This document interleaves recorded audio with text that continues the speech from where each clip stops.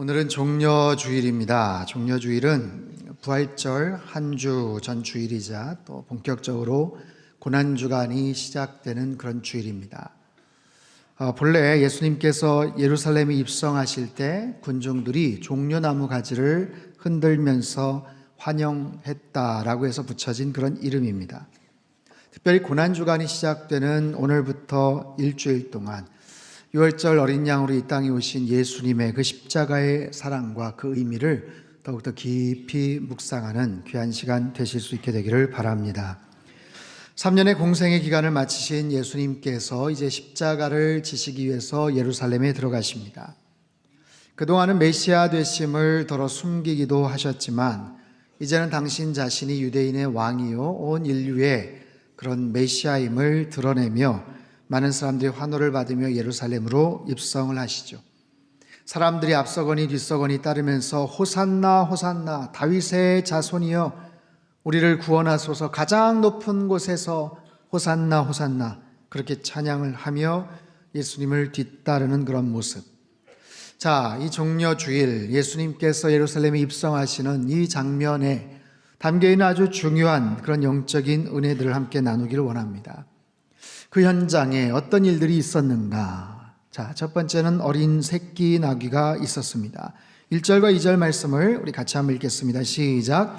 그들이 예루살렘에 가까이 와서 감람산 벳바게와 베다니에 이르렀을 때에 예수께서 제자 중 둘을 보내시며 이르시되 너희는 맞은편 마을로 가라.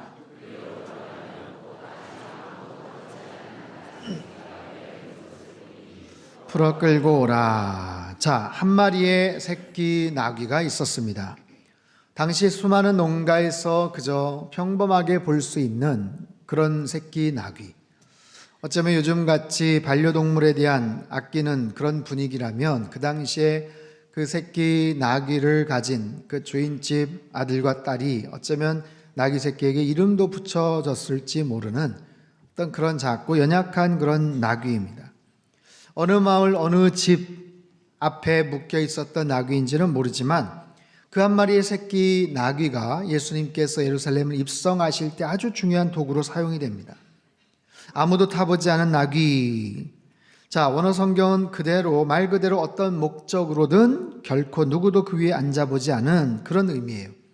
지금까지 멍에를 매지 않은, 지금까지 어떤 특별한 일을 하지 않은, 세속적 일에 사용된 적이 없는 바로 그런 새끼 나귀. 그런데 예수님께서 왜 하필 그 나귀, 새끼 나귀를 타셨을까요? 두 가지의 목적 때문에 그렇습니다. 첫 번째는 구약의 예언의 말씀을 이루기 위함이죠. 스가랴서 9장 9절 말씀을 우리 같이 한번 읽어보도록 하겠습니다. 시작. 시온에 따라 크게 기뻐할지어다. 따라 즐거이 부를지어다. 보라, 내 왕이 내게 임하시나니 그는 공의로우시며 구원을 베푸시며 겸손하여서 나귀를 타시나니 나귀의 작은 것 곧 나귀 새끼니라. 자, 예수님의 일생은 탄생부터 죽음 그리고 부활에 이르기까지 구약에서 예표된 또 말씀하신 모든 예언의 말씀을 충실하게 이루었던 그런 인생이에요. 하나님 말씀에 대한 성취, 구약의 수많은 성경 구절을 그대로 이루시며 예수님의 사역과 삶이 그렇게 이루어지고 충만하게 채워졌죠. 그런 예수님이 생의 마지막 순간까지도 구약의 예언의 말씀을 이루셔요. 예수님 탄생 전 약 520년 전 스가랴 선지자가 했던 이 예언이 성취되기를 소망하시면서 한 어린 새끼 나귀를 타시고 예루살렘에 입성을 하십니다. 말씀에 대한 성취, 그 말씀을 이루시기를 원하시는 그 예수님의 뜻. 두 번째는 성결의 의미, 성결의 중요성입니다. 우리가 아는 것처럼 예수님은 30세가 넘으신 성인 남성이죠. 자, 어린 새끼 나귀를 탔다면 얼마나 우스꽝스럽기도 하고 때로는 그렇게 폼나지 않은 그런 모습이지 않았겠어요? 왜 하필 예수님은 어린 새끼 나귀를 타셨을까? 힘이 센, 힘이 좋은 종말을 구하실 수가 없어서 그러셨을까? 갈기를 휘날리며 며칠을 내달려도 지치지 않는 그런 하얀 백마를 구하지 못하셔서 그러셨을까? 그렇지 않습니다. 비록 힘도 없는 새끼 나귀지만 그 나귀를 택하셨던 이유는 깨끗한 나귀였기 때문에 그래요. 태어나서 짐을 부리거나 한 번도 사람을 태워본 적이 없는 정결한 나귀, 때묻지 않은 나귀였기 때문에 그렇습니다. 이처럼 주님께서는 보잘것없어 보여도 깨끗하고 성별된 것을 사용을 하시죠. 이것은 하나님의 뜻, 성경에 여러 차례 나타나 있습니다. 특히 구약에서는 아직 흠이 없고 길들여지지 않은 소나 나귀를 하나님의 쓰임받기에 적합한 것이라고 하며 말씀을 하셨어요. 민수기 19장, 신명기 21장, 사무엘상 6장 등에서 이미 언급을 하신 바가 있습니다. 그래서 주님께서는 어린 새끼 나귀를 택하셨고 이 처음 것, 구별된 것, 깨끗한 것에 대한 그런 특별한 상징은 주님의 탄생과 죽음에서도 그대로 나타나죠. 예수님께서는 처녀의 몸인 마리아에게서 태어나셨어요. 예수님께서는 죽으셨어도 아직 아무도 사용하지 않았던 요셉의 무덤에 그 시신이 안장되는 것을 보면 알 수가 있죠. 이 어린 나귀가 예수님의 그 입성에 귀하게 쓰임받듯이, 그 귀하게 쓰임받듯이 우리들도 예수님 앞에 그렇게 쓰임받기 위해서는 어떻게 해야 될까요? 구별되어야 돼요. 세상의 기준, 세상의 세속적인 가치관에서 벗어나 정결한 모습으로 깨끗하게 구별될 때 주님께서 우리를 사용하신다라는 거죠. 사도 바울은 그의 영적인 아들 디모데에게 디모데후서 2장에서 이렇게 권면을 합니다. 20절, 21절 같이 읽죠. 시작. 큰 집에는 금그릇과 은그릇뿐 아니라 질그릇도 있어 귀하게 쓰는 것도 있고 천하게 쓰는 것도 있나니 그러므로 누구든지 이런 것에서 자기를 깨끗하게 하면 귀히 쓰는 그릇이 되어 거룩하고 주인의 쓰심에 합당하며 모든 선한 일에 준비함이 되리라. 자, 그러므로 누구든지 저는 이 부분이 얼마나 마음에 드는지 몰라요. 자격에 제한이 없다는 거 아닙니까? 자격 요건이 까다로운 것도 아니고 아예 제한이 없다는 거예요. 누구든지 가능할 수 있다. 여러분, 세상에서는 좋은 일을 하기 위해서는, 그런 곳에 취업을 하기 위해서는 얼마나 조건이 까다로운지 모릅니다. 굉장히 좋은 학벌, 탁월한 실력, 빼어난 외모, 여러 가지 외적인 좋은 조건을 갖추어도 경쟁자들이 치열하고 그런 좋은 자리에 나아가기가 어렵죠. 자격 요건이, 제한 요건이 굉장히 까다로운 거예요. 그런데 하나님의 일을 하는 데 있어서는 그런 부분들을 바라보시지 않고 그가 어떤 그릇이든지 어떤 재료로 만들었든지 그게 중요한 게 아니라 얼마나 깨끗한가. 아무리 금과 은으로 만들었고 아무리 화려하게 치장을 했다고 하더라도 거기가 더럽혀져 있으면, 구별되어 있지 않으면 사용할 수 없다라고 말씀을 하시는 거예요.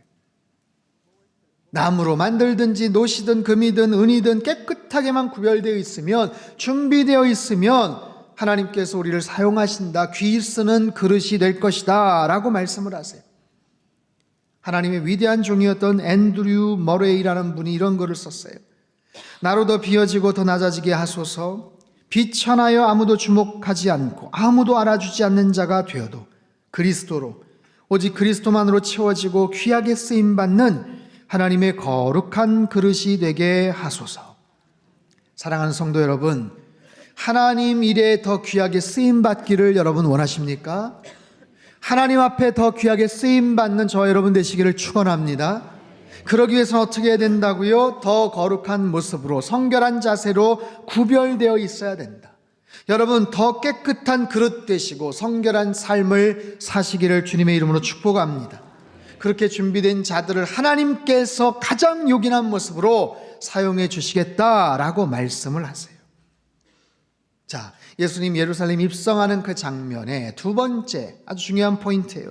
주님의 필요가 있었어요. 3절에서 6절까지 말씀을 같이 한번 읽겠습니다. 시작. 만일 누가 너희에게 왜 이렇게 하느냐 묻거든 주가 쓰시겠다 하라. 그리하면 즉시 이리로 보내리라 하시니, 제자들이 가서 본즉 나귀 새끼가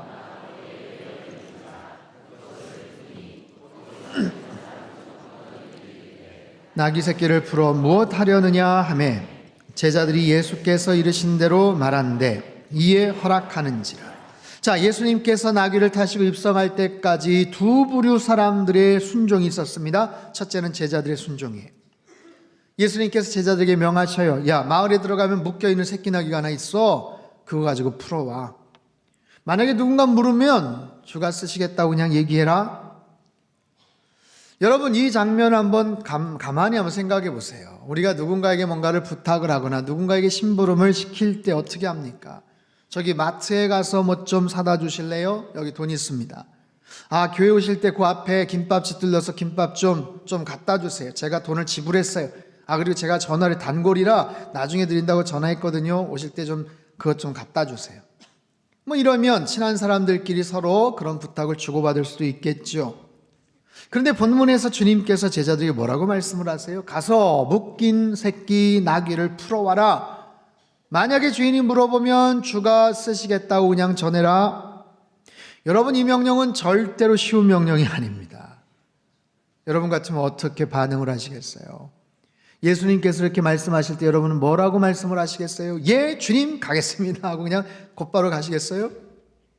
여러분, 벌건 대낮에 남의 집 앞에 묶여있는 새끼나귀 풀어온다는 것 절대로 쉬운 것 아니에요. 거기에 상응하는 돈을 갖다 주면서 그 잠깐 빌리겠습니다. 얼마면 되겠어요? 그것도 아니고, 여러분, 주인에게는 틀림없이 도둑놈 취급받을 수 있죠. 아끼고 있는 그 어린 새끼나귀를 웬 젊은 남자들이 풀어가는 모습을 보며 주인이 얼마나 어이없어 하겠습니까? 당신들 뭐야 지금 뭐 하는 거야 지금? 이거요, 우리 예수님이 좀 쓰시겠답니다. 여러분, 이 말에 주인이 어떻게 반응을 하겠습니까? 여러 가지를 생각해 본다면 쉽게 순종하기 어려운 명령이에요. 그런데 본문을 보면 제자들은 그냥 예수님 말씀대로 순종을 했어요. 자신의 생각을 내세우거나 무슨 토를 달지 않고 그냥 순종했다는 거예요. 제자들의 순종과 동시에 두 번째로 나귀 주인의 순종이죠. 자, 그 주인이 예수님을 알고 있었을까요? 아니면 예수님께서 오시는 길에 먼저 그 주인한테 뭔가 귀띔을 해두셨을까요? 그건 모르겠어요. 근데 어떻게 해서 제자들에게 순수히 새끼 나귀를 풀어줬는지는 알 수 없지만 분명한 사실은 제자들의 그 말에 그냥 풀어줬다는 거예요. 어린 새끼 나귀, 쓸모없는 나귀가 아닙니다. 앞으로 많은 사람들을 태우고 짐도 나르게 될 농가에 아주 소중한 그런 도구, 재산이에요. 가능성이 있는 그런 나귀입니다. 마침 병이 들고 늙어서 그냥 처치곤란했던, 저거 마침 누가 좀 데리고 왔으면 좋겠는데, 그런 나귀가 아니었다고요. 그런데 주인은 주가 쓰시겠다는 이 말에 순종을 합니다. 주님이 이것을 필요로 하십니다. 우리 주님께서 이것을 필요로 하세요. 자신의 소중한 재산이요, 농가에 아주 요긴한 그런 도구였지만 주님 쓰신다는 말씀에 그냥 순종을 합니다. 주가 쓰시겠다, 예수님이 그것을 쓰시겠다, 원문의 의미는 주님이 그것을 필요로 하신다라는 뜻이에요. 주님이 그것을 필요로 하신다. 여러분, 성경 곳곳에는 사람들의 필요가 나옵니다. 사람들은 늘 부족합니다. 뭔가 아쉽습니다. 그래서 그걸 가지고 하나님 앞에 기도합니다. 간구합니다. 하나님, 우리의 문제를 고쳐주시고 해결하여 주시옵소서. 물질이 부족합니다. 질병에서 고쳐주십시오. 귀신을 쫓아내 주십시오. 전쟁에서 승리를 거두게 해주십시오. 힘들고 어려운 자연재해에서 하나님 건져주십시오. 수없이 많은 사람들의 필요와 간구가 성경에는 끝도 없이 등장을 해요. 그런데 예수님께서 무엇이 필요하다라고 하시는 말씀, 예수님이 어떤 부분이 필요하다라고 하신 내용은 거의 없어요. 실제로 주가 쓰시겠다, 이 말은 주님께서 무엇이 필요하다고 하신 성경의 유일한 그런 구절입니다. 단 한 번 나오는 그 구절. 나의 필요가 아니라 예수님의 필요해요. 사람의 필요가 아니라 하나님의 필요해요. 하나님의 필요. 그 말씀을 하시는 주님은 어떤 분이십니까? 돌로 떡을 만들어 먹으실 수 있는 분 아니에요? 말씀만으로도 죽은 자를 살리실 수 있는, 죽은 지 나흘이나 되었던 나사로를 뚜벅뚜벅 걸어 나오게 하실 수 있는 바로 그분, 오병이어로 수천 명 수만 명을 먹이고도 남게 하실 수 있는 그런 능력자, 세상의 모든 필요한 것들을 능히 채워나가실 수 있는 만군의 여호와 하나님의 아들, 세상의 만물의 주인 되시는 그분께서 지금 뭐가 필요하냐면 어린 새끼 나귀 한 마리가 필요하신 거예요. 마침 그 타이밍에 어린 새끼 나귀 한 마리가 필요하셨어요. 그 필요를 주님은 제자들을 통해서, 나귀 주인의 순종을 통해서 채워나가십니다. 여러분, 놀라운 일 아닙니까? 온 세상의 주인 되시는 그분이 지금 그게 필요하다라고 말씀을 하세요. 이 주님의 필요는 2000년 전 예루살렘 지역에서만 있었던 게 아니에요. 오늘 우리들의 삶의 현장에서도 어쩌면 주님께서는 당신의 필요를, 그 긴급하고 중요한 필요를 어쩌면 저와 여러분을 통해서 채우기를 원하실지 몰라요. 얼마 안 되는 물질이지만, 보잘것없는 정성이지만 그것을 통해서 때로는 주님의 가장 절실한 필요가 채워질 수 있다는 것을 여러분 아십니까? 그럴 수도 있다는 것을 여러분 아세요? 모든 걸 다 갖고 계신 분이 이게 뭐가 필요하겠어? 그렇지 않다니까요. 반대로 가장 절실한 예수님의 그 필요가 나의 그릇된 판단과 내 쓸 것도 없는데 라고 생각을 해서 주님의 필요를 무시해버릴 수도 있다는 사실. 여러분, 만약에 제자들이, 나귀 주인이 정말 우리가 생각하는 것처럼 합리적으로 상식적으로 생각을 해서 이렇게 이야기를 했다고 칩시다. 예수님, 그 나귀는 어려서 타기 힘듭니다. 그리고 주인이 틀림없이 거절할 거예요. 무슨 말씀이세요? 말도 안 돼요. 말도 안 돼. 돈이 있으면 어떻게 가서 구해오든지 그랬다면, 또한 그 나귀 주인이 당신들 지금 뭐 하는 거야 지금? 뭔 소리 하는 거야 지금? 이 나귀 절대로 가져갈 수 없어. 정신 있는 거야 없는 거야? 그랬다면 성경에 유일했던 그 주님의 필요는 사정없이 묵살당하고 말았을 거예요. 주님의 필요, 주가 쓰시겠다, 예수님이 필요로 하신다. 여러분, 우리가 살아가면서 이런 기회가 과연 한 번이라도 있을까요? 예수님이 어떤 상황에서 사랑하는 아들아, 사랑하는 딸아, 내가 다른 건 모르겠는데, 어쩌면 처음이자 마지막일 수도 있는데 나 지금 그거 필요한 것 같아, 나 아니면 못 구하실까요? 그거 아니면 예수님이, 하나님 그 일을 못 하실까요? 그럼에도 불구하고 어느 순간 나에게 이런 도전을 주신다면 우리는 어떻게 반응을 할까요? 여러분, 예수님의 제자들이나 나귀 주인의 그 반응과 그 순종의 모습이 우리 안에 있다면, 나의 평생에 예수님의 그 가장 정확한 그 필요를 채워드릴 수가 있다면, 이런 것이 얼마나 큰 기쁨이고 영광이겠습니까? 바라기를 저와 여러분 모두 주님께서 어떤 상황에서 무엇이 필요하다고 하셨을 때 믿음으로 반응하시고 순종하는 저와 여러분 되시기를 주님의 이름으로 축원합니다. 우리 교회가, 우리 상당교회가 주님의 뜻을 정확하게 이렇게 이루어 드리며 주님의 기쁨이 되는 그런 교회가 되기를 소망해요. 그래, 내가 너희들 할 줄 알았다, 다른 데는 몰라도 너는 할 줄 알았다, 너희 교회는 할 줄 알았다, 참 고맙다, 그런 관계가 된다면 얼마나 좋겠습니까? 세 번째, 그 현장에는 환호하는 무리들이 있었습니다. 7절에서 10절까지 말씀을 같이 읽지요. 시작. 나귀 새끼를 예수께로 끌고 와서 자기들의 겉옷을 그 위에 얹어 놓음에 예수께서 타시니 많은 사람들은 자기들의 겉옷을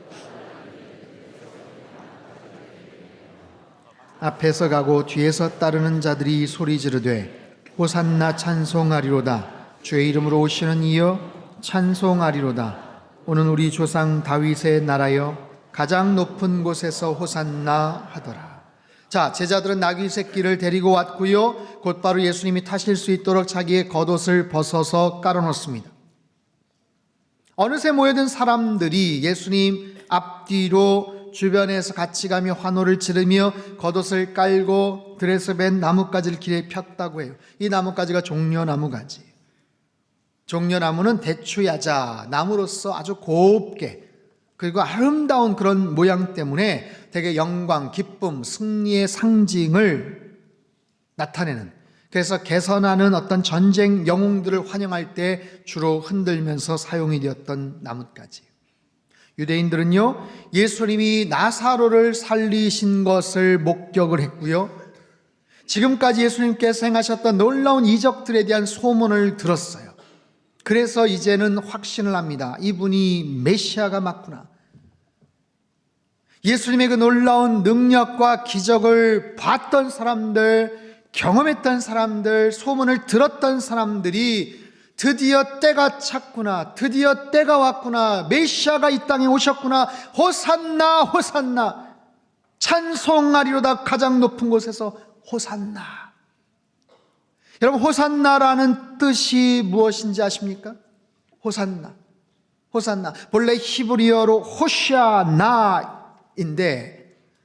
헬라어로 음역하여 호산나가 됐어요. 호시아는 구원하소서라는 뜻이. 나는 이제, 지금이라는 시간 부사입니다. 그래서 지금 우리를 구원하소서, 또는 바라건대 제발 구원해 주소서, 그런 뜻이.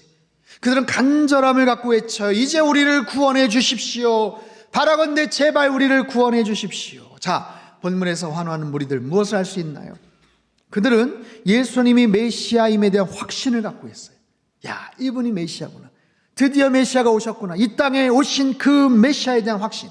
두 번째, 구원에 대한 간절함. 그래가지고 공손한 태도를 갖고 있지요. 그런데요, 결정적으로 틀린 게 하나 있어요. 그래서 뭐냐면 메시아에 대한 정체성, 그리고 구원의 내용에 대한 차이가 있었습니다. 수많은 유대인들이 종려가지를 흔들면서 예수님을 환영하고 예수님을 외쳤지만 그들이 말했던 메시아에 대한 기대, 그들이 말했던 구원의 내용은 예수님과 달랐어요. 예수님의 생각과 달랐어요. 예수님이 왜 입성하는지 그들은 모르고 있었어요.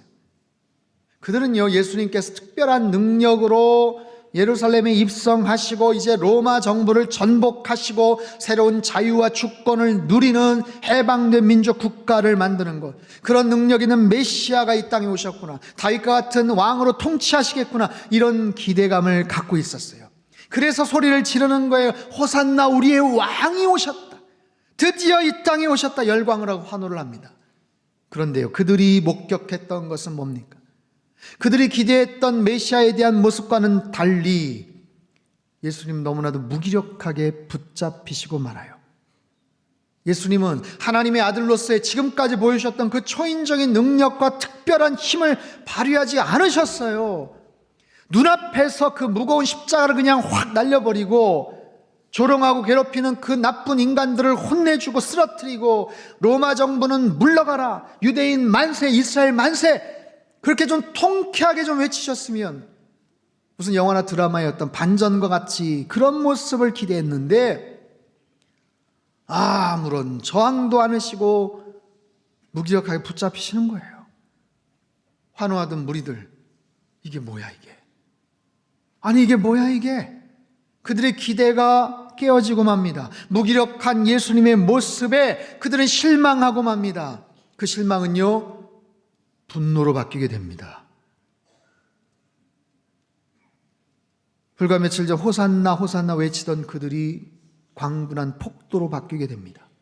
자, 재판 당일 본디오 빌라도가 예수님을 살리고 싶은 마음에 죽어마땅한 바라바를 앞세워 묻습니다. 자, 내가 누구를 살리랴? 이 예수를 어떻게 하랴? 군중들이 외치죠. 바라바를 살려라. 예수를 십자가에 못 박아라. 여러분, 종교 지도자들에 의해서 매수당한 그룹들이 그 분위기를 분명히 이끌었겠지만, 선동했겠지만, 꽤 많은 사람들은요, 불과 며칠 전 예수님을 환호하던 무리예요. 오늘 본문에서 예수님 호산나 외쳤던 무리들이라고요. 그런데 그들이 불과 며칠 후에 예수를 십자가에 못 박아버려라. 여러분, 어떻게 이럴 수가 있을까요? 메시아에 대한 확신이 있었다면서요. 구원에 대한 간절한 열망도 있었다면서요. 예, 그들에겐 상상 속에 기대하던 메시아가 있었어요. 그러나 불과 며칠 후에 현실 속에서 그들이 목도했던 인간 예수는 자기들이 기대했던 상상 속의 메시아와 다른 모습입니다. 그래서 실망을 하고 충격을 받습니다. 어떻게 하죠? 기대와 상상 속의 메시아의 모습이 나타나지 않자 그들은 그 메시아를 죽여버립니다. 현실 속에 나타난 그 메시아가 왜 무력하실까? 왜 가만히 계실까? 왜 침묵하실까? 이유가 뭘까? 아니, 왜 예수님이 그냥 저러고 마실까? 저렇지 않을 텐데, 그런 질문조차도 던지지 않고 그런 자신들의 기대와 역할을 제대로 하지 못하는 메시아는 필요 없다며 죽여버리고 말아요. 호산나 우리를 구원하소서 외쳤던 같은 목소리로 저 인간을 십자가에 못 박아버려라. 그게 그들의 모습이고 어쩌면 오늘 우리들의 모습이기도 합니다. 사랑하는 성도 여러분, 종료주의를 맞이하고 이제 고난주간을 이제 보낼 텐데 우린 이 부분을 마음속에 잘 새겨야 돼요. 내가 기대하는 메시아는 어떤 분인가? 여러분 마음속에 기대하고 소망하는 메시아는 어떤 분이셔요? 내가 사랑하고 내가 예배한다는 그 예수님은 어떤 분이세요? 무엇을 기대하고 계십니까? 그분을 통해서 무엇을 기대하세요? 어떤 소망이 있으세요? 예수님께서 왜 예루살렘에 들어갔는지 아십니까? 그 목적을 아세요? 그분이 걸어가셨던 그 종착지가 무엇인지 아십니까? 여러분 마가복음 전체 내용의 3분의 1을 고난주간의 일주일을 묘사하는 데 사용을 합니다. 오늘부터 예수님의 마지막 일주일을 묵상하는 것, 바로 마가복음의 내용을 따라 살펴볼 거예요. 특별히 마가 요한은, 이 마가복음의 저자는 예수님이 걸어가셨던 길에 대해서 특별한 관심을 갖고 초점을 맞춰요. 예수님이 걸어가셨던 길, 마가복음 8장 27절, 예수와 제자들이 빌립보 가이사랴 여러 마을로 나가실새 길에서 제자들에게 물어 이르시되 사람들이 나를 누구라고 하느냐? 마가복음 9장 33, 34절, 너희가 길에서 서로 토론한 것이 무엇이냐 하시되 그들이 잠잠하니 이는 길에서 서로 누가 크냐고 쟁론하였습니다. 마가복음 10장 17절, 예수께서 길에 나가실새 한 사람이 달려와서 꿇어앉아 묻자오되 선한 선생님이여 내가 무엇을 하여야 영생을 얻으리이까? 마가복음 10장 32절, 예루살렘으로 올라가는 길에 예수께서 그들 앞에 서서 가시는데 다시 12 제자들을 데리시고 자기가 당할 일을 말씀하여 이르시되, 마가복음 10장 52절, 예수께서 이르시되 가라 내 믿음이 너를 구원하였느니라 하시니 그가 곧 보게 되어 예수를 길에서 따르니라.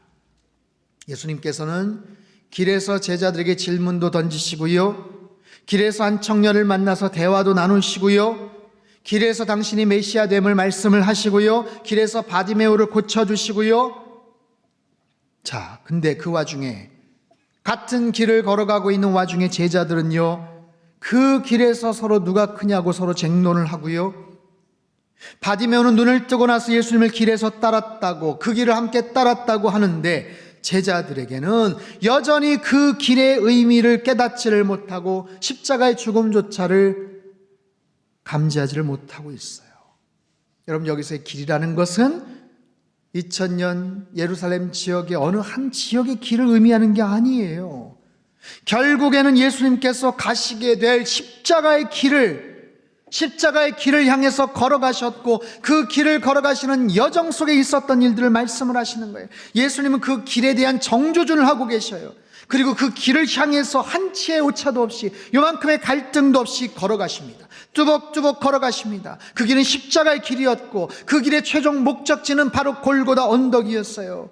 십자가를 향해서 죽으시기 위해서 죽음을 향해 나아가셨던 그 길, 여러분 십자가의 의미를 깨닫지 못하면 우리도 분노한 무리처럼 돌변할 수 있다는 것 아십니까?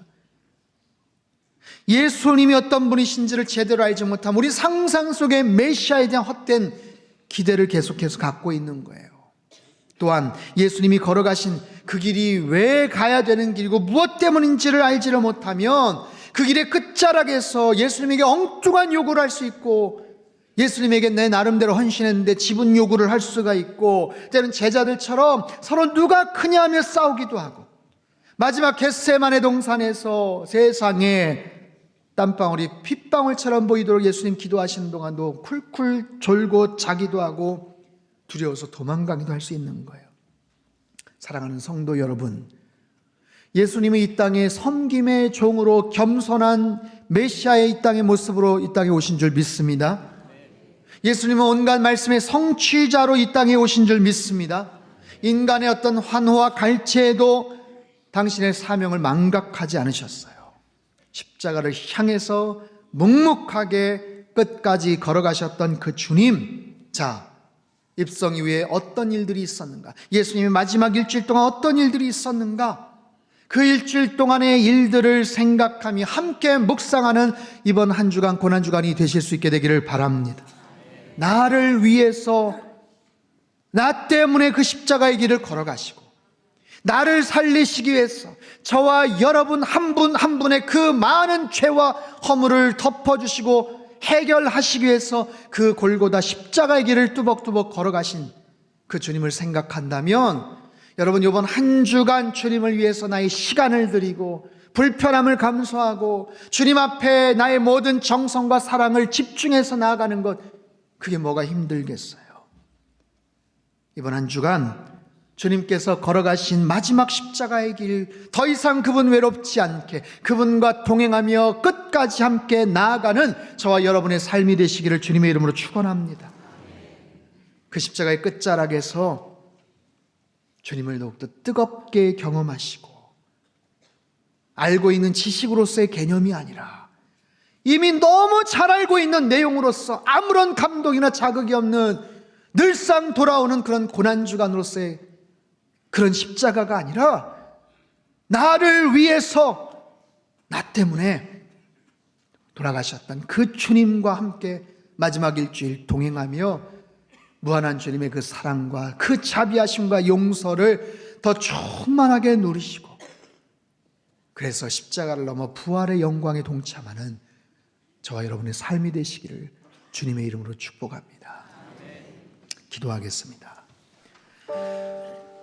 하나님 아버지, 감사합니다. 오늘 주신 말씀을 통해서 예수님께서 왜 이 땅에 오셨고 어떤 이유로 예루살렘에 입성을 하셨는지, 주님께서 걸어가신 그 십자가의 길의 의미가 무엇인지를 다시 한번 깊이 깨닫습니다.